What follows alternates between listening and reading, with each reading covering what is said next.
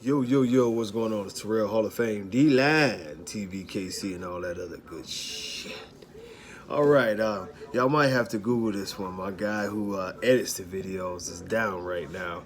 Well, he never edits the damn videos anyway, but anyway, he's my guy who's going to start editing the videos is sick this week. So this is about a dog that's been somewhat controversial now, China Boy. The story on the dog, I don't have it all the way exactly, but he is from China, and he didn't have any papers that was United States type papers, and he come over here and he has the exotic look, and I guess I stirred some people up when I said that this is not an American bully this week, which I still stand by that. And if you Google like China Boy American Bully, you'll see he has the exotic look, and I think his confirmation from what I've seen, side shots and different things like that, he has good confirmation. But the reason that China Boy and dogs like him, always become sort of in the mode of controversial is because the biggest issue that those dogs are going to always have is that they don't fit the standard based off of their look. And some people, oh, but my preference. The thing of it is this: you can have a nice put together dog. I can put together a dog that has great conformation, and say, for instance, I'm taking a German Shepherd in the ring. If I take a German Shepherd in the ring and it has a big boxy head like a Rottweiler, it's not a German Shepherd. This has to be established. We have to get to the point where we're establishing what our breed looks like. What are the qualifications to be this breed? And although the standard itself has always had that, it's very, very hard for us to continue to go along with what we're doing right now. And this is one of the things that I use as an example on a live that maybe I'll post a live, maybe I won't. Hey, shut up. My damn Rottweiler thinks that she's supposed to be out the cage at all times. But this is one thing I'll say about this is that when you look at everything, Bistro is a pocket. Bistro is the number one dog of all time as far as show wins. Now, if you take another pocket and you put that pocket in the ring with Bistro and he doesn't look like the same breed, then it's one thing that's going to be obvious is that Bistro is a pocket for sure. Bistro is definitely a pocket for sure.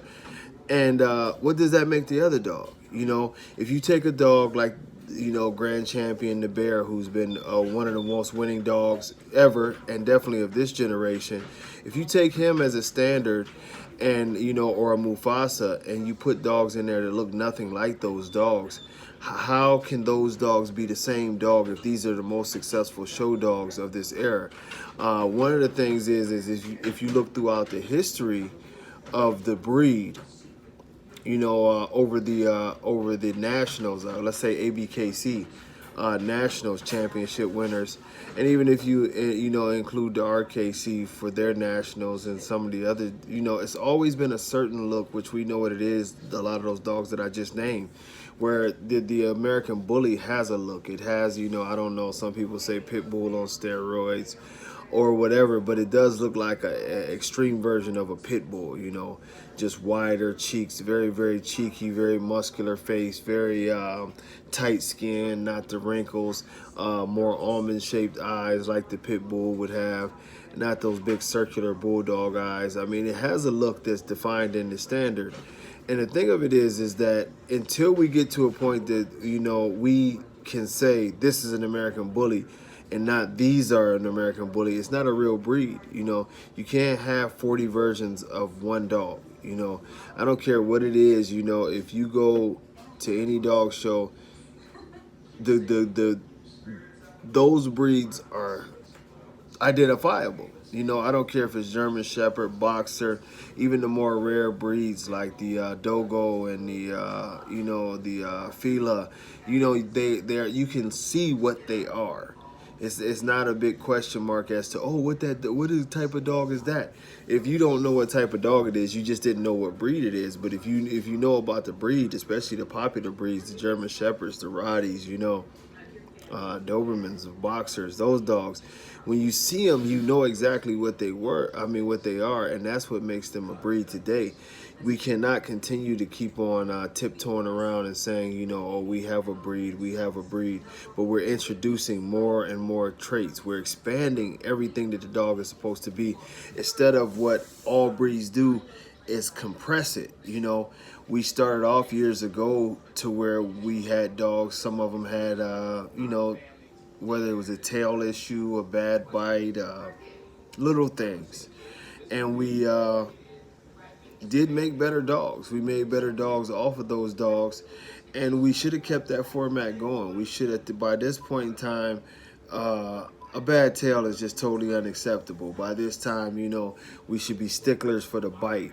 You know, top lines and those things. We should be at a point right now where you're talking about, you know, 20 years, that we should definitely be in a situation to where our dogs are not, you know, degressing, but going forward. Today you have more physical issues than you've ever had. You have more cardiovascular issues, which is a physical issue.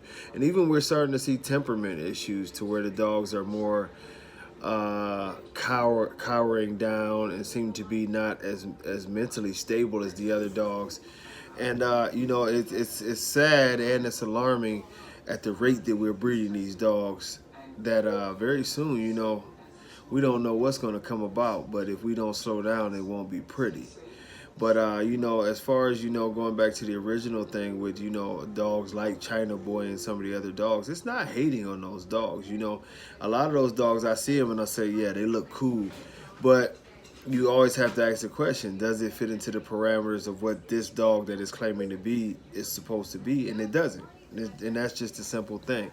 You can give me a million examples of how great certain dogs look outside, that you know, certain dogs that we debate about whether they're American bullies or not, and you can talk about their conformation and everything else. But I'm going to be honest with you, a dog that looks like an American bully that has no tail is more of an American bully than a dog that doesn't look like an American bully with a full tail. You know, if the dog looks like a French bulldog, but he's got a full tail, he's got conformation and everything, it's no way that that dog fits the standard more than the dog that looks exactly like an American bully but has a bad tail, or maybe has his feet off a little bit. He's an American bully with flaws. The other dog is just not an American bully. And we have this argument so many times and people just don't get it. The dog has to look like the breed in order to be a part of the breed. It's just it's just that simple, man. But I'll catch y'all in the next one. Peace.